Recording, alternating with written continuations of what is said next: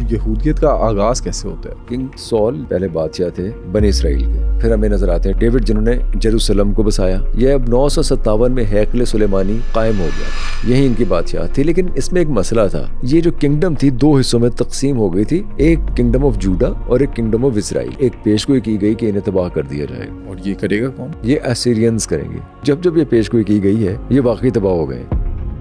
اس کے بعد کہیں ہم دیکھتے ہیں کہ ان کے حالات اچھے ہوئے ہوں. الیگزینڈر کو یہ لوگ اعتماد میں لیتے ہیں. کیسے؟ الیگزینڈر کو بتاتے ہیں کہ وہ کسی کے لیے تکلیف دہ یا کسی کے لیے خطرے کا باعث نہیں ہے. ہر کسی نے انہیں کچلنے کی کوشش کیوں کی؟ نمبر 1 ان کا پرائڈ، چال بازیاں، دوسروں کو توڑنا اور divide and rule type policy جو کہ ہمیں بعد میں انگریزوں کے اندر نظر آتی ہے. ایک اور بہت اہم بات ہے کہ بہت سے یہودی ہجرت کر کے وہاں آئے بھی اس لیے تھے کہ انہیں یہ پیشگوئی کی گئی تھی کہ یہاں خاتم النبیین حضرت صلی اللہ علیہ وسلم پیغمبر آئیں گے جن پہ فینلٹی آف پروفیٹہڈ ہوگی، جن کے بعد نبوت ختم ہو جائے گی. مسلمانوں میں اور یہودیوں میں جو سماجی اختلاف تھا وہ کیا تھا؟ یہودیت کے جین میں بھی ایک پرابلم ہے. اسی چیز کی وجہ سے وہ یونانیوں کے ساتھ بھی ٹکرائے، اسی کی وجہ سے وہ رومیوں کے ساتھ بھی ٹکرائے، اسی کی وجہ سے وہ اسلام کے ساتھ بھی ٹکرائے. قبل از اسلام یہودیوں کی کیا تاریخ تھی؟ یہودیوں کی بغاوتیں کبھی کامیاب کیوں نہ ہو سکی؟ یہودیوں کو بار بار کس نے کچلا؟ مسلمانوں اور یہودیوں میں سماجی اختلاف ہے کیا؟ یہ سب جانیے آج کے پوڈ کاسٹ میں. سنو پوڈ کاسٹ کے 90% ویورز وہ ہیں جنہوں نے اب تک سنو ڈیجیٹل کو سبسکرائب نہیں کیا. اگر آپ کے خیال میں نے آپ کو ویلیویبل کنٹینٹ دیا ہے تو ابھی سنو ڈیجیٹل کو سبسکرائب کریں. ذیشانوی، آج کے پوڈ کاسٹ میں آپ سے سمجھوں گا کہ عرب کے اندر یہودی کب اور کیسے آئے، اور یہودی تھے کون، اور یہودیت کا آغاز کیسے ہوتا ہے. بٹ سب بڑی مختلف رائے ہے یہودیوں کے بارے میں. یہ تو طے ہے کہ یہودی حضرت موسیٰ علیہ السلام کے ماننے والے تھے، حضرت یعقوب علیہ السلام کے ماننے والے تھے، حضرت ابراہیم علیہ السلام کے ماننے والے تھے. لیکن گاہے گاہے ان کے جو فرمودات تھے بدلتے بھی گئے، مطلب ان میں تحریف بھی ہوتی گئی، خیالات بھی بدلتے گئے، لیکن بیسک پرنسپلز بہرحال وہی رہے. مثلاً یہ کہ ایک خدا کو ماننے کا تصور، جنت دوزخ کا تصور، عمل اور نیکی اور بدی کا تصور، حشر نشر کا تصور. بہت حد تک جو بنیادی اصول تھے وہ یہودیوں کے ہاں رائج جو رہے وہ ہمارے ہاں دوسرے جو ابراہمک ریلیجن ہیں ان سے بہت قریب نظر آتے ہیں. عملی طور پہ البتہ کچھ ایسا نظر آتا ہے ہمیں تھرو آؤٹ دا ہسٹری جوز کے اندر کہ کہیں بہت ظلم و ستم کا سامنا کرنا پڑا انہیں، اور کہیں انہیں جب موقع ملا تو انہوں نے اپنے آپ کو ریکیوپریٹ بھی کیا، ری بلڈ کیا. بہت سی اچھی باتیں ہیں اور بہت سی ایسی باتیں جن پہ اعتراض ہو سکتا ہے. ایک اوور ویو اگر آپ ہسٹری کا جاننا چاہ رہے ہیں تو اس میں دو باتیں ہیں، ایک مذہبی انٹرپریٹیشن ہے اور ایک انٹرپریٹیشن ہے جو کہ سوشو اکنامک انٹرپریٹیشن ہے. ہم دونوں کو ساتھ لے کے چلیں گے تاکہ ہمارے جو مذہبی لوگ ہیں وہ بھی ناراض نہ ہوں. کیونکہ جب ہم یہ کہتے ہیں کہ حضرت ابراہیم علیہ السلام کو پرومس کیا گیا کہ آپ کنعان کی طرف چلے جائیں ایجپٹ سے اور وہاں جا کے نئی بستیاں آباد کریں، تو حضرت ابراہیم اپنے بھیڑ بکریوں کو لے کے، لوگوں کو لے کے، جو مال اسباب تھا لے کے کنعان چلے گئے. لیکن یہ اتنا سادہ معاملہ نہیں تھا. حضرت ابراہیم نے اگر کوچ کیا، ہجرت کی، کنعان کی طرف گئے تو زمین کا فرق ہے، وسائل کا فرق ہے، بھیڑ بکریاں چرانے کا، نخلستان کا، اکنامک کنڈیشنز کا فرق ہے. گو کہ بہت سادہ زمانہ تھا، لیکن بہرحال ہم بات کر رہے ہیں 2000 قبل مسیح سے 1800 قبل مسیح کی. یہ وہ زمانہ ہے. حضرت ابراہیم علیہ السلام کے بعد ہم دیکھتے ہیں ان کے دو بیٹے ہیں، حضرت اسماعیل اور حضرت اسحاق. یہودی جو ہیں وہ حضرت اسحاق کے ماننے والے ہیں. دیکھیے مانتے تو سبھی نبیوں کو ہیں لیکن زیادہ قریب وہ حضرت اسحاق کے ہیں. وہ اپنا بانی سمجھتے ہیں، وہ اپنا بانی سمجھتے ہیں. حضرت اسحاق کے بعد حضرت یعقوب علیہ السلام. حضرت یعقوب علیہ السلام کے دور میں ہمیں نظر آتے ہیں 12 ٹرائبس جن کے بارے میں کہا ہے. اب اس پہ بہت سے لوگ متفق ہیں، بہت سے لوگ متفق نہیں ہیں، بہت سے ہسٹورینز متفق نہیں ہیں کہ 12 ٹرائبس تھے. ان کے 12 بچے تھے. وہ جو 12 بچے ہیں ان کی 2 بیویوں سے وہ 12 قبیلے بنے یہودیوں کے. حضرت یعقوب ہی کے ہمیں بیٹے 11ویں بیٹے نظر آتے ہیں، حضرت یوسف علیہ السلام، جنہیں انگریزی میں جوزف کہتے ہیں، جنہیں ان کے بھائیوں نے حسد میں آ کے کنویں میں پھینک دیا اور پھر انہیں بازیاب کروا لیا گیا اور وہ ایجپٹ میں ابھرے اور اپنی وزڈم سے, اپنے بڑے پن سے, اپنی تعلیمات سے, اپنے کردار سے بہت اوپر تک گئے. پھر انہوں نے اپنے خاندان کو ایک قحط سے بچایا, اپنے بھائیوں کو معاف بھی کیا حضرت یوسف نے. ابھی ہم بات کرتے کرتے 17ویں سے 16ویں صدی میں آئے. یہاں ایک فیرو تھا, ایک فرعون تھا جس نے اس قوم پہ زمین تنگ کر دی. وجہ کیا تھی؟ دیکھیے, ظالم جب ہوتا ہے کوئی بادشاہ کی اطاعت نہ کرنا پرانے زمانے میں ایک بغاوت ہی سمجھی جاتی تھی. تو یہ بغاوت جوز نے بار بار کی. اچھا. اس بغاوت میں ان نٹ شیل اشاروں کو بتا دیتا ہوں کہ بغاوت کرنے کے پس پردہ جو محرک تھے وہ یہ تھے کہ وہ بہت پراؤڈ تھے. پراؤڈ اس لیے تھے کہ وہ اپنے آپ کو سب سے اعلیٰ نسل انسانوں کی سمجھتے تھے. وہ یہ سمجھتے تھے کہ تمام بہت بڑے بڑے انبیاء کرام علیہ السلام ان پہ اترے ہیں, ان کی قوم سے ہیں, ان کے پاس آئے ہیں, اور وہ بہت زیرک ہیں, بہت ہوش مند ہیں, بہت پڑھے لکھے ہیں, بہت دانا ہیں. اور یہ خیال یہودیوں کے اندر ہمیشہ سے تھا, آج تک ہے. اسی خیال کی بنا پر ان کی یعنی کہ ایک تو بغاوت, دوسرا کسی کو نہ ماننا, تیسرا خود کو بہت بڑا ماننا, چوتھا تیز ترار, اسمارٹ, پڑھا لکھا, دانش مند بھی ہونا. اسی چیز کی وجہ سے وہ یونانیوں کے ساتھ بھی ٹکرائے, اسی کی وجہ سے وہ رومیوں کے ساتھ بھی ٹکرائے, اسی کی وجہ سے وہ اسلام کے ساتھ بھی ٹکرائے, مسلمانوں کے ساتھ. یہ بعد میں جا کے ڈسکس کریں گے. تو خیر, ہم فیرو نے جب ان کے اوپر زمین تنگ کر دی تو انہوں نے کوشش کی کہ ریڈ سی کراس کریں اور دوسری طرف چلے جائیں, عرب کی سرزمین پہ, حجاز کی سرزمین پہ چلے جائیں. حضرت موسیٰ علیہ السلام کا زمانہ آ جاتا ہے. حضرت موسیٰ انہیں بھیجتے ہیں ایکنیمیٹیز, یعنی وہ لوگ جو عربین پیننسولا پہ قدیم زمانے سے رہ رہے تھے, انہیں ختم کرنے کے لیے. اب یہ کہا جاتا ہے مبینہ طور پہ, یہ مختلف سورسز کہتے ہیں. اس کی وجہ یہ تھی کہ انہوں نے جب یہ لوگ ریڈ سی کراس کرتے تھے ان پہ بہت سے حملے کیے. کہا جاتا ہے انہیں تنگ کیا, انہیں چین سے بیٹھنے نہیں دیا. انہیں یہ کہا گیا کہ آپ جائیں اور ان کا کوئی بندہ نہ چھوڑیں. ابھی ہسٹری میں ہے, یہ لوگ گئے, انہوں نے جا کے اس پورے کے پورے ایکلیمیٹیز کو وہ جو انہیں ختم کیا, ماں سوائے اگیگ کے. اگیگ جو کہ ان کا کنگ تھا, اور اگیگ کو انہوں نے اس لیے چھوڑ دیا کہ اگیگ بہت خوبصورت تھا, بہت وجیح تھا, بہت یہ بڑے حسن پرست تھے. تو یہ اگیگ کو لے کے واپس آ گئے. ان کا یہ خیال تھا کہ ہم جا کے موسیس سے یہ پوچھیں گے علیہ السلام سے کہ وہ کیا حکم کرتے ہیں. لیکن جب تک یہ واپس آئے اس وقت تک حضرت موسیٰ علیہ السلام رحلت فرما چکے تھے. لوگوں نے انہیں یہ کہا وہاں کے کہ تم لوگوں نے تو گستاخی کی ہے, تمہیں تو کہا تھا کہ پورے کے پورے قبیلے کو ختم کرنا ہے, تم اس بندے کو کیوں پکڑ لائے, تم نے گستاخی کے مرتکب ہوئے, یہاں سے بھاگ جاؤ. اور یہ وہاں سے بھاگے اور عربین پیننسولا پہ آ گئے. اب ایک ورژن یہ ہے کہ ان لوگوں نے اس لیے وہ جب یہ وہاں آئے, وہاں بس گئے, وہاں کے قدیم عربوں سے انہوں نے زبان بھی سیکھی ان کی, انہوں نے کاشتکاری کا فن بھی سیکھا, انہوں نے چراگاہیں اگانا سیکھیں, انہوں نے تجارت کرنا سیکھی, کیونکہ تجارت اس راستے سے پہلے سے ہو بھی رہی تھی, تجارت ہوتی بھی تھی. وہ جو ایکلیمیٹیز تھے وہ یہ تجارت کیا کرتے تھے. اور یہ تجارت کس چیز کی کرتے تھے؟ تجارت خوشبو کی کرتے تھے, مسالہ جات کی کرتے تھے.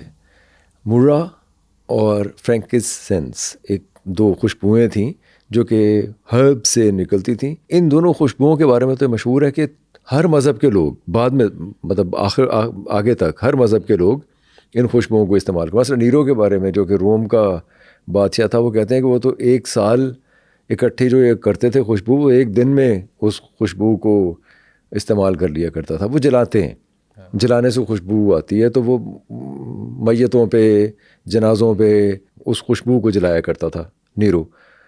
پھر کچھ کے ہاں جیسے خود ان کے ہاں مقدس بھی سمجھا جاتا تھا اس خوشبو کو, اس لیے بھی استعمال کیا جاتا تھا. مقدس سمجھے جانے کی وجہ سے اسے پریزرو بھی کیا جاتا تھا, ٹیمپلز میں بھی رکھا جاتا ہے. یہ بات کی بات ہے. لیکن تجارت بہرحال شام میں, اردن میں, جو آج کے شام اور اردن ہے, وہاں ان خوشبوؤں کی تجارت, یمن میں یا ایران میں ان خوشبوؤں کی تجارت ہوا کرتی تھی. اور یہودی بھی عربوں کی طرح بدو تھے. اس پہ بھی ہسٹورینز بہت زیادہ سپلٹ ہیں. کچھ لوگ یہ کہتے ہیں کہ جب یہودی آئے تو وہ نومیڈ پیسٹورلز ہی تھے, جیسے کہ خانہ بدوش پھرنے پھرانے والے, کیونکہ اس انوائرمنٹ میں آپ خانہ بدوش ہوئے بغیر رہ نہیں سکتے تھے اس زمانے میں خاص طور پہ. اس لیے کچھ یہودیوں کے نام بھی لیے جاتے ہیں. کچھ لوگوں کے بارے میں یہ کہا, کچھ شاعری بھی ہمیں بتاتی ہے کہ جیسے اوپن نیس ہے صحرا کی, کچھ یہودی شعراء اسے پسند کرتے تھے اپنے لیے اور اپنے آپ کو وہ آزاد سمجھتے تھے بہت زیادہ, لیکن وہ کم تھے. زیادہ جو یہودیوں کے اندر ٹینڈنسی پائی جاتی ہے وہ سیٹلڈ ایریاز میں رہنے کی ہے, یا وہ ایریاز کو سیٹل کر لیا کرتے تھے. مثلاً جب وہ عرب میں بھی آئے ہیں تو انہوں نے فوری طور پہ اپنے آپ کو ایڈجسٹ کیا اس پیننسولا میں, اور جیسے میں نے عرض کیا کہ تجارت اور کھیتی باڑی اور چراگاہیں اور مال مویشی, ان کو سائنٹیفک طریقے سے, اس زمانے کے سائنٹیفک طریقے سے ڈیولپ کیا. مثلاً اریگیشن کا جو سسٹم ہے وہ انہوں نے ڈیولپ کیا. سود کا جو نظام ہے وہ جوز نے ڈیولپ کیا. یعنی اگر کسی کے پاس پیسے نہیں ہیں اور وہ لگانا چاہتا ہے مال بھیجنے پہ پیسے, تو وہ کہتا ہے ٹھیک ہے تم مجھ سے پیسے لے لو اور جب تمہارا پروفٹ آئے تو اس میں سے مجھے اتنا پروفٹ دے دینا. یا اس طرح کے سود کا جو نظام ہے وہ سارا کا سارا جوز نے ڈیولپ کیا تھا, جو بعد میں جا کے ہم دیکھتے ہیں کہ حضرت صلی اللہ علیہ وسلم کے دور میں اسلام کے ساتھ ٹکراتا ہے. لیکن یہ جو دور تھا اس میں یہ بڑی جلدی انہوں نے عربین پیننسولا میں اپنے, میں نہیں کہوں گا پنجے گاڑ لیے تھے, انہوں نے سیٹل کیا تھا اپنے آپ کو, اڈیپٹ کیا. اس ٹائم پہ جو مقامی لوگ تھے وہاں کے, ان سے کیسے ان کا ریلیشن تھا؟ ان مقامی لوگوں کو تو انہوں نے ختم کیا. ان مقامی لوگوں کو بہت حد تک انہوں نے وائپ آؤٹ کیا تھا, اور یہ ایک ٹگ آف وار بھی چلتی رہی, کیونکہ یہ لوگ ایڈوانسڈ تھے اپنے نظریات میں, اپنے رہن سہن میں, اپنے مزاج میں, چیزوں کو پرکھنے میں, ان کو رسپونڈ کرنے میں. جبکہ جو مقامی عربس تھے ان سے زبان تو انہوں نے لی کیونکہ وہ پرانی زبان سیکھتے تھے, ان سے پرانے قاعدے قوانین لیتے ہوئے انہیں نئے خطوط پہ استوار کیا. وہ لوگ تھے نبیٹینز. نبیٹینز بھی کوئی کم انٹیلیجنٹ نہیں تھے. نبیٹینز نے یہ سارا سسٹم ڈیولپ کیا ہوا تھا. نبیٹینز نے انہیں اپنے اندر ضم ہونے کا موقع دیا. نبیٹینز کے ساتھ ان کی ہمیں کوئی ایسی کوئی جھگڑے لڑائی یا کوئی جنگ و جدل نظر نہیں آتی. اور جوز نے اگر کہیں بلکہ بغاوتیں کی بھی ہیں تو وہ اپنے دفاع میں کی ہیں بہت زیادہ. ان کی بغاوتیں جو ناکام ہوتی تھی اس کی وجہ کیا ہوتی تھی؟ ان کی بغاوتوں کے ناکام ہونے کی 2-3 بڑی واضح وجوہات تھیں. ایک تو یہ کہ یہ خود بہت کوئی جنگجو ٹائپ لوگ نہیں تھے, جیسے کوئی بڑی ٹرینڈ آرمی ان کے پاس نہیں تھی, نہ یہ اس طرف بہت زیادہ توجہ دیا کرتے تھے آرمی میں. حالانکہ یہ زرگر تھے, آہن گر تھے, اسلحہ بناتے تھے, لیکن خود ان کے پاس کوئی ڈیولپڈ آرمی نہیں تھی. یہ ہم جس زمانے کی بات کر رہے ہیں قدیم بیفور کرائسٹ. دوسرا یہ کہ یہ ہمیشہ سے چالاکی کرتے تھے دوسروں کو ساتھ ملا کے کسی جگہ تک پہنچنے کی. مثلاً ایک قدیم عرب کے ایک بادشاہ نے کوشش کی کہ وہ سبا تک پہنچے, یعنی کہ یمن تک پہنچے, کیونکہ یمن جنوب میں تھا, شمال والے زیادہ ڈیولپڈ تھے تو وہ, لیکن یمن میں بہت زیادہ ریچز تھیں ان اور بڑی زبردست زندگی تھی. آپ نے سب الف لالوی کہانیوں میں بھی سنا ہوگا, پڑھا ہوگا, ملکہ سبا کے بارے میں, شیبا کے بارے میں. وہاں تک پہنچنے کے لیے اس نے جوز کو بھی ساتھ ملایا, اور ان جوز کے ذریعے نبیٹینز, کیونکہ میں نے کہا کہ وہ دونوں اکٹھے رہتے تھے, نبیٹینز کا ایک بڑا ماہر آدمی لیا, جو کہ جوز نے ان کو مشورہ دیا کہ آپ نبیٹینز کو ساتھ ملائیں اور ان کے تھرو آپ وہاں تک پہنچے, وہاں جا کے ہم لڑ لیں گے. یہ جوز نے مشورہ دیا اس بادشاہ کو. بادشاہ نے ان کا ایک بندہ لیا نبیٹینز کا, ان کے کہنے پہ جوز کے, اور انہیں روانہ کر دیا سبا جا کے انہوں نے قلعے کا محاصرہ کر لیا.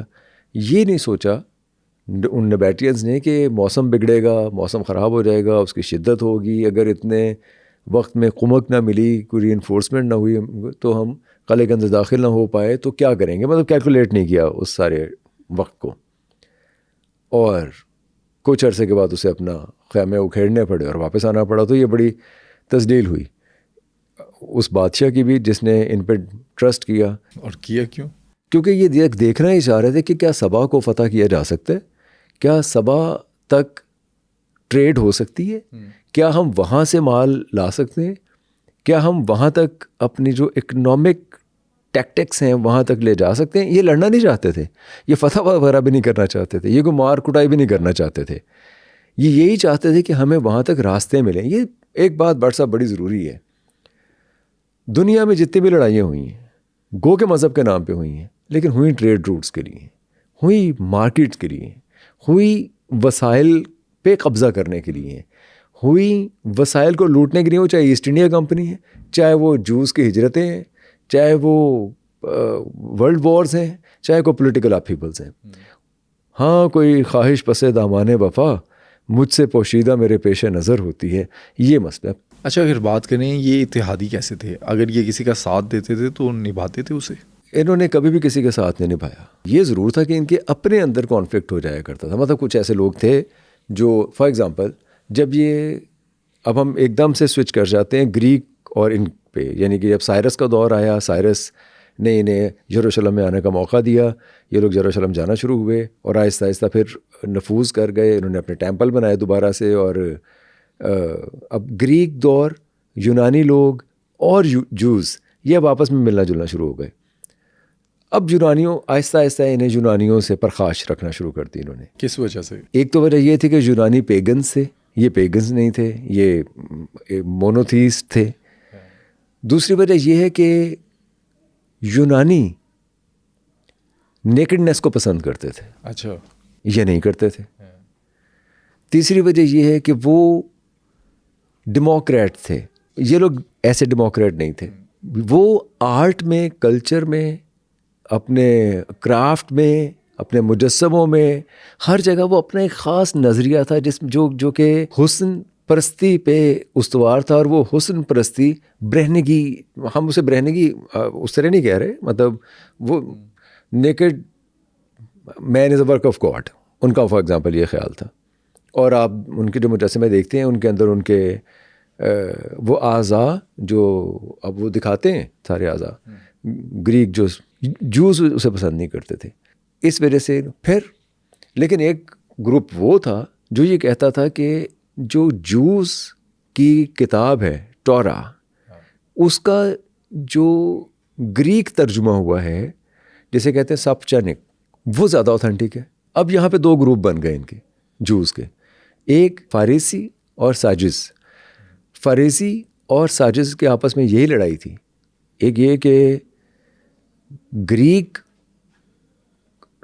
ٹرانسلیشن والی تورا کو ہم نہیں مانتے، دوسرے موزیک جو قوانین تھے، یہ موزیک جو لا تھا، جو موزیک جو ٹریڈیشنز تھیں وہ اس کو اپہولڈ کرتے تھے، اور کچھ لوگ جیسے جو گریک کو اس کو اپہولڈ کرتے تھے۔ تو ایک ہی زمانے میں رہتے ہوئے بیک وقت ان کے اپنے اندر کچھ ایسے گروپ بن جایا کرتے تھے کہ ایک شاہ کے ساتھ ہے تو دوسرا شاہ کے مخالف ہے، تو وہ سازش کا ہونا لامحالہ تھا۔ یہ زیادہ بڑی وجوہات یہ ہوا کرتی تھی، وسائل کی لوٹ کھسوٹ، سود خوری یا پرائڈ کے علاوہ لڑائی کی وجوہات یہ ہوا کرتی تھیں۔ اور پھر یہودیوں کی بادشاہت کیسے قائم ہوتی ہے؟ کنگ سول جو آتے ہیں وہ آپ سمجھ لیجیے کہ پہلے ایمپرر تھے، پہلے بادشاہ تھے بنی اسرائیل کے۔ پھر ہمیں نظر آتے ہیں ڈیوڈ جنہوں نے جیروسلم کو بسایا، حضرت داؤد ہم انہیں کہتے ہیں، حضرت داؤد علیہ السلام۔ اس کے بعد ہمیں حضرت سلیمان نظر آتے ہیں، انہیں سولومون کہتے ہیں۔ سولومون ہیکل سلیمانی آپ نے سنا ہوگا، یعنی وہ ایک فرسٹ ٹیمپل جو بنایا انہوں نے، جو بہت پہاڑی پہ تھا، بلندی پہ تھا، ان کے لیے بڑی متبرک جگہ تھی، سب کے لیے متبرک تھی ویسے وہ۔ اس میں انہوں نے اپنے جو 10 کمانڈمنٹس یا اسکرپچرز وہ سب کچھ وہاں رکھتے بھی تھے، وہاں جاتے بھی تھے، اور وہ بڑا امپورٹنٹ تھا ان کے لیے ہیکل سلیمانی، اور ان کی بادشاہت بھی تھی۔ اور یہ جو بادشاہت ان کی قائم ہوئی، یہ جگہ کون سی تھی؟ آج کا جیروسلم، یہ ہزاروں سال پرانا ہے آج کا جیروسلم۔ بعد میں تو جب جیسس کرائسٹ آئیں گے تو ان کے لیے بھی یہاں اہمیت کے حامل ہے، اور پھر اسلام آئے گا تو ان کے لیے مسجد اقصیٰ بعد میں یہاں ہمیں نظر آتی ہے۔ لیکن یہ جیروسلم جو تھا، جو فرسٹ ٹیمپل تھا، جو ہیکل سلیمانی ہے، جہاں ان کی بادشاہت قائم ہوئی، وہ سب سے پرانا، تقریباً 1500 سال قبل مسیح کا۔ یہ اب 957 میں ہیکل سلیمانی قائم ہو گیا تھا، یہی ان کی بادشاہت تھی۔ لیکن اس میں ایک مسئلہ تھا، یہ لوگ 2 حصوں میں تقسیم ہو گئے۔ کیسے؟ ایک ساؤتھ والا جو حصہ تھا وہ جوڈا، اور جو نارتھ والا حصہ تھا وہ اسرائیل۔ کہلایا بنی اسرائیل. اچھا یہ بات یاد رکھنے کی جب ہم اسرائیل کہتے ہیں تو مقصد ہے کہنا بنی اسرائیل, یعنی وہ جو قوم ہے. ایکچولی یہ پورا علاقہ جو عربین پیننسولا سے ہٹ کے ریڈ سی سے ادھر اگر آپ دیکھیں تو یہ سارے کا سارا جو علاقہ ہے وہ فلسطین تھا. تو اس میں بنی اسرائیل بھی تھے, دوسرے لوگ بھی تھے, لیکن یہ کہ وہ زمین ساری فلسطین کہلاتی جو میڈیٹیرین کے ساتھ ساتھ چلتی ہے, جس کی چوڑائی کم ہے اور لمبائی زیادہ ہے. تو کچھ 477 کلومیٹر کی اس کی لمبائی ہے اور تقریباً 170 کلومیٹر کی اس کی چوڑائی ہے. یہ میڈیٹیرین کے ساتھ ساتھ بحیرہ روم کے ساتھ ساتھ یہ علاقہ چلتا ہے. اس پہ ان کی بادشاہت تھی. تو یہ بنی اسرائیل کے لوگ 2 کنگڈمز میں ڈیوائیڈ ہو گئے اور ایک پیشگوئی کی گئی کہ انہیں تباہ کر دیا جائے گا. اور یہ کرے گا کون؟ یہ اسیرینز کریں گے. اور وہ پیشگوئی صحیح صاحب. اچھا جب پیشگوئی کی گئی, چاہے وہ جرمیہ نے کی ہو یا کسی اور نے کی ہو, کسی کاہن نے کی ہو, جب یہ پیشگوئی کی گئی ہے یہ واقعی تباہ ہو گئے. یہ پیشگوئی کی گئی کہ اسیرینز حملہ کریں گے اور یہ تباہ ہو جائیں گے. وہی ہوا, اسیرینز نے حملہ کیا ان پہ اور انہیں تباہ و برباد کر دیا. اس تباہی کے نتیجے میں 2-3 بڑی باتیں ہوئیں. ایک تو یہ کہ جو ناردرن کنگڈم تھی ان کی وہ مکمل طور پہ ختم ہو گئی. اب جوڈا ہی رہ گیا, جہاں سے جوڈائزم اور وہ یہودی جو ہیں وہ اپنے آپ کو اس کے ساتھ ریلیٹ کرتے ہیں. اچھا اس کے ختم ہونے کے ساتھ ایک بہت بڑی بات یہ ہوئی کہ 10 ٹرائبز ان کے جلا وطن کر دیے گئے. 10 ٹرائبز جوز کے. اب کچھ مورخین تو یہ کہتے ہیں کہ وہ جو ڈسپرشن ہوئی, جوز ایکچولی پھیلے, ارد گرد کے علاقوں میں پھیلے, عربین پیننسولا میں پھیلے, میڈیٹرینین کے آس پاس بھی پھیلے, دور دراز کے علاقوں تک پہنچے. اس پہنچنے کی وجہ یہ تھی کہ وہ ٹرائبس کو پھیلا دیا گیا, ڈسپرس کر دیا گیا, اور ان کی ہی اولادیں ہیں جو جگہ جگہ جوز ہمیں نظر آتے ہیں اور وہ آگے زندگی میں گزار رہے ہیں. لیکن کچھ لوگ کہتے ہیں کہ 10 ٹرائبس کا پتہ ہی نہیں چلا کدھر گئے, وہ ناپید ہو گئے. کچھ ہسٹورینز یہ بھی کہتے ہیں. اب یہ ساری باتیں وہ ہیں جو ایکچولی کوئی ان کی جو ہسٹری ہے, پھر وہی بات جیسے عربس کی ہسٹری ہے, کوئی ڈاکیومنٹڈ ہسٹری ہے نہیں, بہت قدیم ہسٹری جس کی ہم بات کر رہے ہیں. تو وہ 10 ٹرائبس والا جو واقعہ تھا وہ اسیرین وار یا اسیرین جو اٹیک تھا اس کے بعد پیش آتا ہے. اچھا یہ اسیرین جو ہیں یہ آتے کہاں سے ہیں؟ اسیرین شام, اردن اور اس علاقے سے جو آج یہ عربس ہوتے ہیں. یہ عربز ہی ہیں. عربس کے ساتھ یا روم ہے یا ایران ہے, یا فارس کا علاقہ ہے یا روم کا علاقہ ہے. رومی یا جو پرشینز ہیں وہ بہت آگے جا کے چل کے آئیں گے. اس سے پہلے یہ لوگ آپس میں جو سامی زبانیں بولنے والے لوگ ہیں, جو آرامی زبانیں بولنے والے لوگ ہیں, جو عربی زبان ہے ہیبرو بولنے والے لوگ ہیں, یہی لوگ ہیں جو عربین پیننسولا کے آس پاس سے اٹھ کر ایک دوسرے سے لڑ رہے ہیں. اب ہم دیکھتے ہیں کہ جوڈا کے بادشاہ بن گئے. حزقیہ وہ جوڈا کا بادشاہ بن گیا. پھر جوسیہ وہ بھی جوڈا کا بادشاہ تھا. لیکن یہ چلتے ہیں, یہ دوبارہ سے ہیکل سلیمانی کو تعمیر کرتے ہیں اور تجارت اور دوبارہ سے ڈیولپ کرتے ہیں اپنے سارے علاقے کو. کہ پھر ایک پیشگوئی ہوتی ہے جو کرتے ہیں جرمیہ. وہ یہی پیشگوئی ہے کہ دوبارہ ان کے اوپر حملہ ہوگا اور انہیں پھر نیست و نابود کر دیا جائے گا. پیشن گوئی کرنے والے تھے کون؟ پیشگوئی کرنے والے زیادہ تر کاہن تھے. کاہن ہم نے جب عرب کو ڈسکس کیا تو اس میں ہم نے کاہن کو بھی ڈسکس کیا تھا.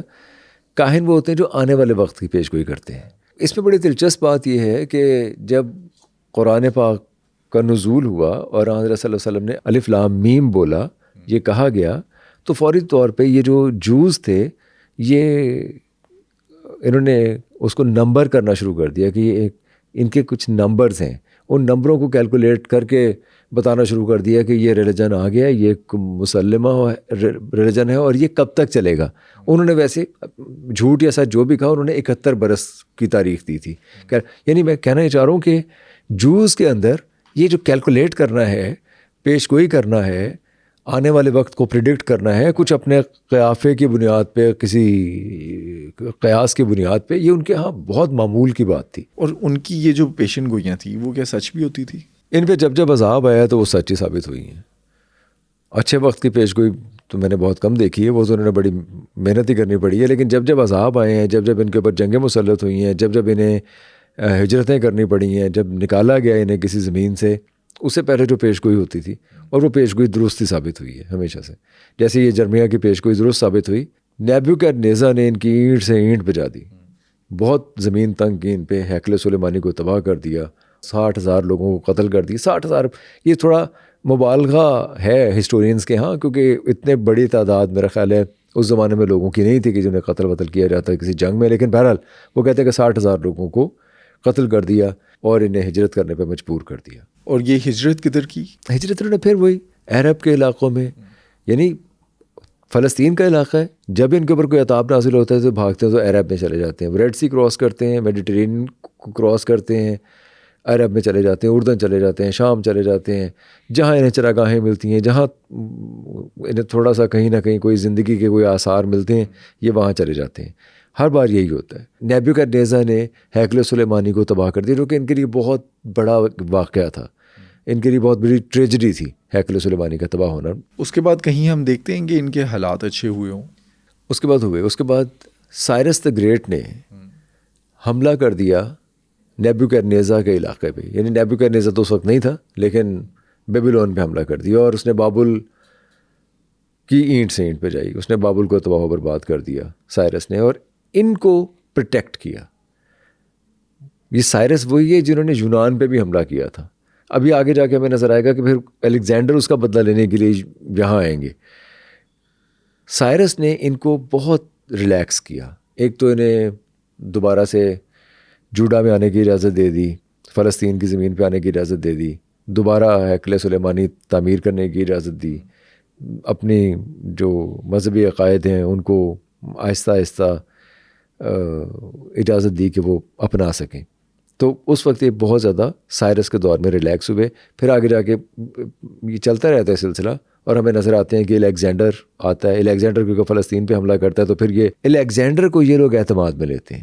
کیسے؟ اس کے ساتھ اپنے ٹائز ڈیولپ کرتے ہیں, الیگزینڈر کو ویلکم کرتے ہیں, الیگزینڈر کو بتاتے ہیں کہ وہ یہ کسی کے لیے تکلیف دہ یا کسی کے لیے خطرے کا باعث نہیں ہے, اور اسے ویلکم کرتے ہیں. لیکن الیگزینڈر کہتے ہیں کہ الیگزینڈر اس لیے بہت زیادہ ہمیں وہاں وارداتیں کرتا ہوا نظر نہیں آتا کیونکہ اس نے آگے جانا تھا. وہ فلسطین سے ہوتے ہوئے شام, اور شام سے مصر اور ہندوستان کی طرف اور ایران کی طرف پھر ہمیں جاتا نظر آتا ہے, تو وہ اس لیے بہت زیادہ وہاں رکتا نہیں ہے. لیکن بہرحال اس کی بادشاہت تو قائم ہوئی, اور گریک کے ساتھ they came into contact with Greeks. یونانی دور میں ان کے دو گروپ بن گئے یونانیوں کے ساتھ رہتے رہتے, ایک سوجسیس اور ایک فارسیز. اچھا, یہ تھے کون؟ سوجسیز وہ لوگ تھے جو یونان لورز تھے آپ کہہ سکتے ہیں. وہ ان کے آرٹ کو, کلچر کو, تہذیب کو, ان کے علم کو, ان کے فکر کو, ان کے خرد کو, ان کے خیال کو پسند کرنے والے لوگ تھے, اور ان کے ساتھ گھلے ملے ہوئے تھے, رچے بسے ہوئے تھے. اور اسپوچنک جو ان کی کتاب تھی تورا, جو یونانی ترجمہ ہے, وہ اسی کو درست سمجھتے تھے اور چاہتے تھے کہ اس کے مطابق زندگی گزاری جائے. لیکن فارسیز جو تھے وہ اسے ایکسیپٹ نہیں کرتے تھے. اچھا, یہ صرف ٹرانسلیشن تھی یا اس کے اندر باتیں ایڈ بھی کی تھی انہوں نے اپنی؟ اچھا, یہ ایک بڑی دلچسپ چیز ہے کہ جب آپ ترجمہ کرتے ہیں, جو اقوام ترجمہ کروا رہی ہیں اور وہ غیر قوم ہے, جیسے یونانی ان کے لیے غیر قوم تھے, لیکن یونانی ان سے شاید زیادہ ہی بڑے فکر و خیال کے لوگ تھے, زیادہ دانا لوگ تھے, میں تو سمجھتا ہوں. وہ جب ترجمہ کریں گے تو ظاہر ہے اسی انٹرپریٹیشن میں, یا اس کو ایون ترجمہ تو ایک بازگشت ہی ہوتا ہے نا, اس ترجمے کو اپنے فکر و خیال اپنے تناظر میں پیش کرتے ہیں. تو اسپوچنک میں یہ ہوا, تحریف ہوئی تورا میں, اور جو یونانی ترجمہ ہے اس میں کچھ باتیں لہجے میں, زبان میں, خیال میں, فکر میں بدلتی گئیں, تھوڑی بدلی, جو کہ اعتراض کر رہے تھے فارسیز. فارسیز نے کہا کہ ہم موزیک جو کمانڈمنٹس ہیں ہم انہی کو لے کے چلیں گے, ہم اس کو ایکسیپٹ نہیں کریں گے. ایک تو یہ بہت بڑی ان کے درمیان تلخی تھی دونوں گروپس کے درمیان. پھر ایک تلخی بہت بڑی تھی کہ ٹیمپل, جو فارسیز تھے وہ ٹیمپل کے حق میں نہیں تھے, سوجسیز جو تھے وہ ٹیمپل کے حق میں تھے. اب آپ کو یاد ہوگا کہ جو گریک ہیں وہ ٹیمپلز بنایا کرتے, جیسے ٹیمپل آف ڈیلفی, اگر وہ نہیں بھی تھا تو لیکن ان کی میتھولوجی میں ٹیمپل آف ڈیلفی نظر آتا ہے. اس طرح ان کے بہت سے ٹیمپلز ہمیں نظر آتے ہیں, چاہے ان کی دیو مالا میں ہی نظر آئیں, زمین پہ موجود نہ بھی ہوں. تو یہ ٹیمپلز کے حق میں تھے. فارسیز جو تھے وہ ٹیمپلز کے حق میں نہیں تھے. پھر سوجسیز جو ہیں وہ گریک کے بہت سے خداؤں کو ایکسیپٹ, پیگن جو ان کے جو گاڈس تھے پیگنس کے, ان کو ایکسیپٹ کرتے تھے اپنے کلچرل ملیو میں. لیکن جو فارسیز تھے وہ ان کو ایکسیپٹ نہیں کرتے تھے. وہ تو صرف ایک خدا کو مانتے تھے. وہ ایک خدا کو مانتے تھے اور ذرا اسٹرکٹ تھے. تو جیسے وہ ایک اپنے اس دائرے سے خارج کرتے تھے انہیں. لیکن اب مسئلہ جب آپ کلچرلی ایک کوہیژن میں رہ رہے ہوتے ہیں, جب آپ ایک دوسرے کے ساتھ زندگی کے روابط رکھ رہے ہیں, کھا پی رہے ہیں, شادیاں کر رہے ہیں, میل جول رکھ رہے ہیں اور تجارت کر رہے ہیں, کام زندگی کے کاروبار کو آگے بڑھا رہے ہیں, تو آپ کیسے ایک دوسرے سے مختلف رہ سکتے ہیں؟ تو وہ جو ایک مخاصمت تھی وہ درون کہیں تھی دونوں کے اندر, یونانیوں کے اندر بھی اور جوز کے اندر بھی. گو کہ ہمیں یونانیوں کے ساتھ ان کی کوئی بڑی لڑائی نظر نہیں آتی. اور یہ اختلاف کے باوجود اکٹھے کیسے رہتے ہیں؟ انٹر ڈیپینڈنس کی وجہ سے. تجارت میں, کلچرلی, اکنامکلی یہ لوگ انٹر ڈیپینڈنٹ ہوتے ہیں ایک دوسرے پہ. پھر ایک چیز تھی کہ جو یونانی تھے وہ شروع میں بہت زیادہ طاقتور تھے, وہ طاقت کے بلبوتے پہ ان پہ ڈومینیٹ کیا تھا انہوں نے, تو ان کی مجبوری تھی کہ ان کے ساتھ نباہ کریں. لیکن گریجولی وہ کمزور ہوتے گئے. جیسے سیلیوسیڈ کے جو دور تھا وہ کمزور ہو گئے, اس میں پھر ہیسمینین ڈائنیسٹی چھا گئی تھی. ہیسمینین ڈائنیسٹی اوپر آ گئی, جن کے پھر ہمیں ہیروڈ نظر آتا ہے. ہیروڈ آگے آ گیا. ہیروڈ گو کہ وہ سارے گریک ہی تھے, لیکن انہیں ہیروڈ سے کوئی مسئلہ نہیں تھا ماسوائے ایک مسئلے کے. یہ جو ختنہ کروانا تھا اس کو بین کر دیا تھا. اچھا, ختنے کروانا صرف جوز کے اندر نہیں تھا. جوز 1500 قبل مسیح میں بھی لوگ, کہا جاتا ہے کہ وہ یہ سرکمسیجن ہوتی تھی. سرکمسیجن کے ساتھ بہت سی مختلف باتیں وابستہ ہیں. کچھ لوگ تو کہتے ہیں گاڈز اینڈ گاڈسز کے چڑھاوے کے طور پہ بھی ہوتی تھی, کچھ لوگ کہتے ہیں ان کو خوش کرنے کے لیے ہوتی تھی, کچھ لوگ کہتے ہیں صفائی کے لیے ہوتی تھیں. لیکن بہرحال ہمیں جوز سے پہلے بھی نظر آتا ہے کہ ایجپٹ میں اور مختلف علاقوں میں سرکمسیجن کا رواج تھا, جو کہ جوز کے اندر بھی تھا. لیکن جوز اسے بہت اسٹرکٹلی فالو کرتے تھے, جیسے کہ مسلمان کرتے ہیں. جوز بھی فالو کرتے, گریک نہیں کرتے تھے. وہ اسے تھوڑا, میرا خیال ہے کہ تھوڑا ایک کیلس کچھ سمجھتے ہوں گے, رویہ سمجھتے ہوں گے انسان کی باڈی کے لیے. انہوں نے, ہیروڈ نے اسے بین کر دیا, جس کی وجہ سے اس کے خلاف ہو گئے, اور یہ پھر اس کے خلاف چھوٹی چھوٹی سی بغاوتیں کرنا شروع ہو گئے تھے ہیروڈ کے خلاف. کامیاب ہوئی کوئی؟ نہیں, کامیاب ان کی کبھی کوئی بغاوت نہیں ہوئی. اچھا, ہر کسی نے انہیں کچلنے کی کوشش کیوں کی؟ نمبر 1 ان کا پرائڈ, نمبر 2 ان کی میکنیشنز, نمبر 3 چال بازیاں, نمبر 4 دوسروں کو توڑنا اور divide and rule type policy, جو کہ ہمیں بعد میں انگریزوں کے اندر نظر آتی ہے.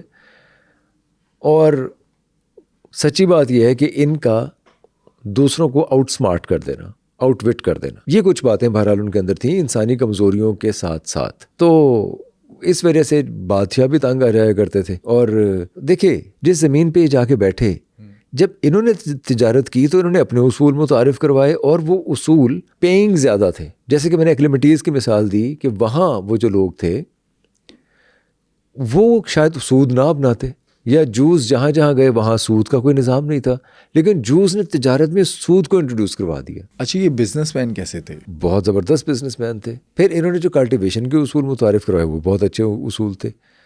تو یہ جو چراگاہیں بنا لینا اور تجارت کرنا کسی غیر کی زمین پہ جا کے, جب آپ اکنامک انڈیپینڈنس حاصل کر لیتے ہیں تو ظاہر ہے آپ ان اے وے اسے اپنا مطیع بھی کر رہے ہوتے ہیں. اور ان میں زیادہ بات یہ تھی, یہ سارا کچھ کرنے کے بعد آنکھیں بھی دکھاتے تھے بادشاہ کو, یا بغاوتیں بھی کرتے تھے, سازشیں بھی کرتے تھے. گو کہ ہمیں یہ زیادہ نظر آتا ہے کہ ان سے ان پروٹیکٹڈ یا ان گارڈڈ محسوس بھی کیا جاتا تھا, جیسے رومی بادشاہوں نے کیا, جیسے بیبیلونینز نے کیا, اسیرینز نے کیا. ایک یہ بھی چیز نظر آتی ہے کہ انہوں نے اگر کوئی ڈیولپ کی ہے رچز, تو ان رچز کو حاصل کرنے کے لیے یہ کمپرومائز نہیں کرتے تھے دینے کے لیے. ان رچز کو حاصل کرنے کے لیے بھی ان کے اوپر حملہ ہوتا تھا, ان کو دیس نکالا دیا جاتا تھا. تو بہرحال یہ ایسا نہیں ہے کہ جوز جو ہیں وہ سارے برے تھے بہت, اور مکمل طور پہ برے تھے, اور انہیں اسی لیے ہر دفعہ ہر دور میں ان کے اوپر ظلم ڈھائے گئے. لیکن ایسا بھی نہیں ہے کہ یہ بہت اچھے تھے اور معصوم تھے اور ظلم ڈھائے گئے. پھر ہمیں جوش رومن وارز بھی نظر آتی ہیں. وارز میں وہ کامیاب نہیں ہوتے, لیکن بہرحال رومی انہیں بہت زیادہ برباد کرتے ہیں, ان کی بغاوتوں کو کچل دیتے ہیں. پھر ہمیں ایونچولی جیسس کرائسٹ جو ہیں وہ مصلوب ہوتے بھی نظر آتے ہیں. وہ ایک بہت بڑا واقعہ تھا. اب کرسچینٹی بھی ایک اسٹیبلشڈ ریلیجن کے طور پہ سامنے آ جاتا ہے, اور جوز, کرسچینٹی, روم, گریک، عربس، یہ سب لوگ اب ایک ساتھ ساتھ چل رہے ہیں. یہ وہ زمانہ ہے. 3rd سینچری میں جب ہیکل سلیمانی دوسری بار جب تباہ ہوا تو یہ لوگ چندہ دیا کرتے تھے ہیکل سلیمانی کے لیے، ٹیمپل کے لیے. وہ چندہ ظاہر ہے جو بھی برسر اقتدار ہوتا تھا وہی اکٹھا کیا کرتا تھا. پھر آڈین ڈائنیسٹی بھی وہ چندہ لیا کرتی تھی. انہوں نے وہ چندہ دینے سے انکار کر دیا. انہوں نے کہا جب ٹیمپل ہی نہیں ہے تو چندہ کس بات کا دیں. بات تو ٹھیک تھی کہ جب ٹیمپل نہیں ہے تو چندہ کس بات کا لینا ہے. وہ ایک سارٹ آف ٹیکس تھا.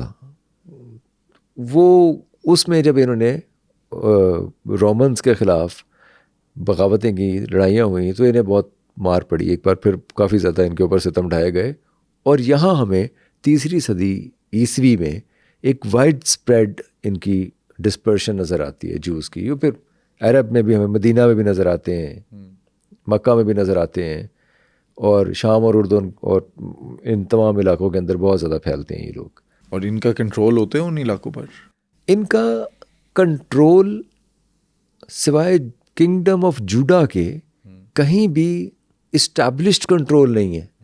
لیکن جتنا کنٹرول ہے وہ معاشی ہے، وہ فکری ہے. یہ اپنی روایات کو منطبق کرنے کی کوشش کرتے ہیں جو اسٹیبلشڈ روایت ہیں دوسروں کی. وہیں ان کی لڑائی ہوتی ہے ہر جگہ. وہیں انہیں مخاصمت کا سامنا کرنا پڑتا ہے. وہیں انہیں ایک بغاوت کا بھی سامنا کرنا پڑتا ہے، جو کہ شروع میں تو نہیں کرنا پڑا. لیکن اب جیسے کرسچینٹی کے ساتھ ان کی بہت سی جگہوں کے اوپر ہمیں لڑائیاں نظر آتی ہیں جو باقاعدہ بیٹل نہیں ہیں، لیکن ہمیں نظر آتا ہے کہ کرسچنس کے ساتھ بھی ان کے مسائل شروع ہو جاتے ہیں. پھر انہیں موقع ملتا ہے جب زو نواس یہودی مذہب قبول کر لیتے ہیں. یہ وہی ہے جو اریات اور نجاشی اور اس دور کے لوگ ہیں. زو نواس لیکن مائل ہوتے ہیں جوڈازم کی طرف، اور جوڈازم کو بہت زیادہ پروٹیکٹ کرتا ہے. اس دور میں پھر یہ لوگ پھلتے پھولتے ہیں، اور ایونچولی ہمیں نظر آتا ہے کہ حضرت صلی اللہ علیہ وسلم کا دور آ جاتا ہے. کیا حضور صلی اللہ علیہ وآلہ وسلم کے تشریف لانے سے پہلے یہودی جو ہیں وہ عرب کے اندر موجود تھے؟ بالکل تھے. ان کے بہت سے قبیلے تھے. بنو قریظہ جیسے ہم سمجھتے ہیں، بنو قنیقہ یا بنو نادر، بہت سے قبیلے تھے جو وہاں آباد تھے، اور وہ اوس اور خزرج مختلف قبیلوں کے ساتھ مل جل کے رہتے تھے.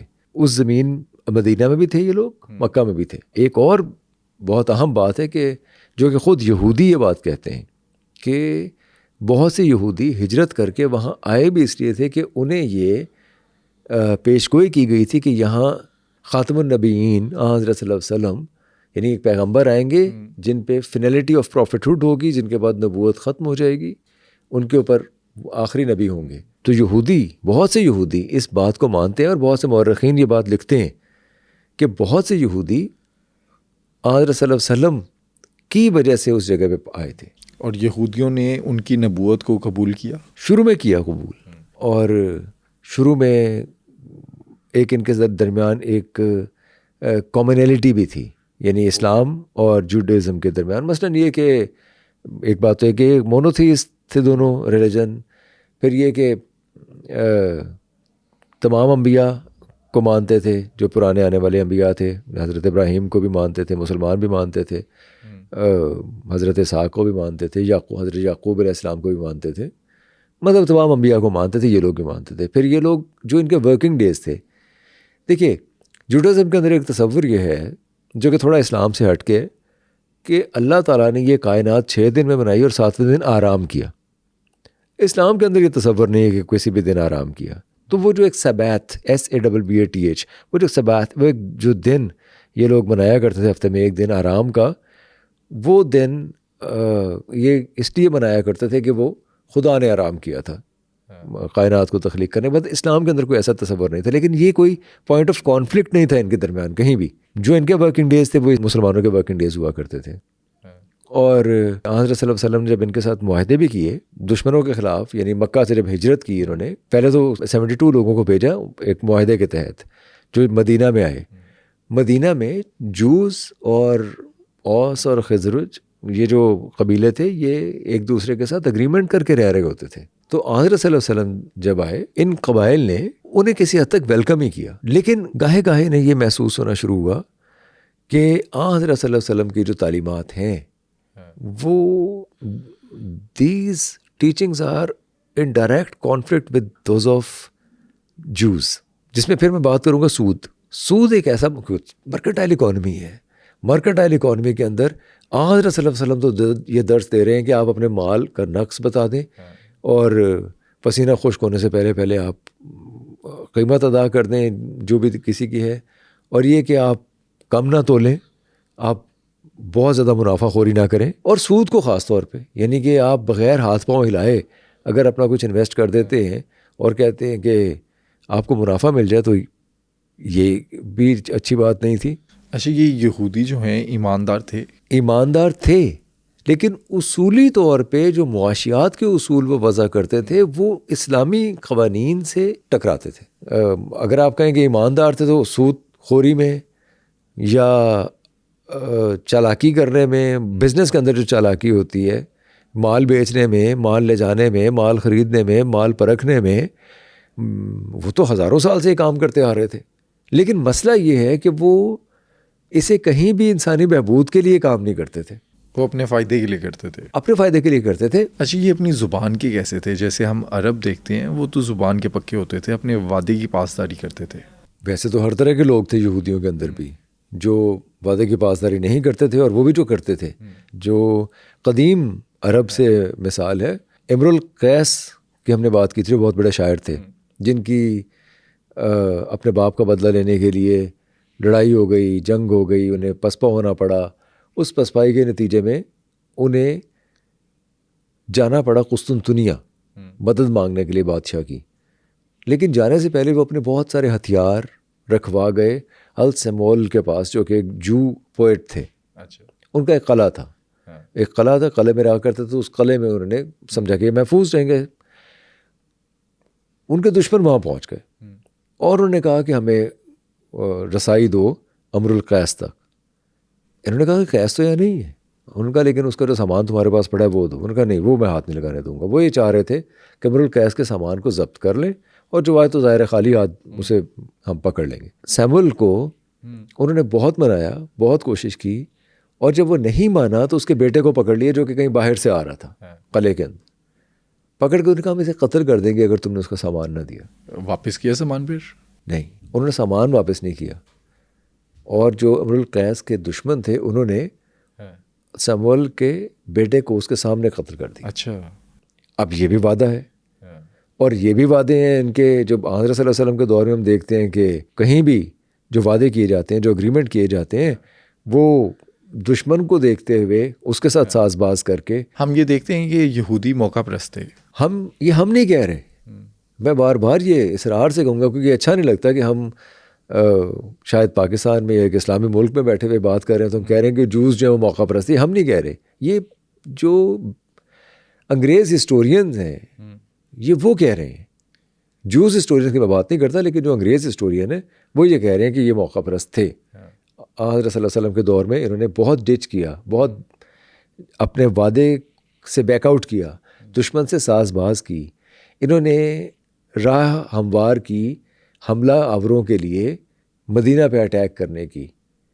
یہ مخلص نہیں تھے, یہ اپنی منفعت کو دیکھتے تھے, یہ جال بچھاتے تھے, چالاکی کرتے تھے, سازش کرتے تھے. اس کی ایک بہت مثال ہے غزوہ خندق میں. خندقیں کھودنی تھیں تاکہ وہ دشمن جو ہے وہ حملہ کرے تو اسے پریشانی کا سامنا کرنا پڑے, وہ ایک دم سیدھا ہی نہ آ جائے اٹیک کرنے کے لیے. یہ ایک ٹیکنیک تھی حضرت صلی اللہ علیہ وسلم کی. ان خندقوں کو کھودنے کے لیے شاولز یا کدال جوز نے بھی مہیا کیے, لیکن جوز نے اٹیکرز کو یہ بھی بتا دیا, ان کے ساتھ ساز باز کر کے انہیں یہ بھی بتا دیا کہ جب آپ اٹیک کریں گے تو ہم پیچھے ہٹ جائیں گے, ہم لڑیں گے نہیں, آپ فکر نہ کریں. اچھا, یہ تھی سازش, یہ تھی ایک. اور یہ ہم نہیں کہہ رہے, یہ انگریز ہیں جنہوں نے تاریخ لکھی ہوئی ہے, وہ یہ بتا رہے ہیں کہ انہوں نے یہ کیا. میثاق مدینہ ہوتا ہے جس میں یہ طے پایا کہ وہ مسلمان اور جوز یہ ایک دوسرے کی حفاظت کریں گے.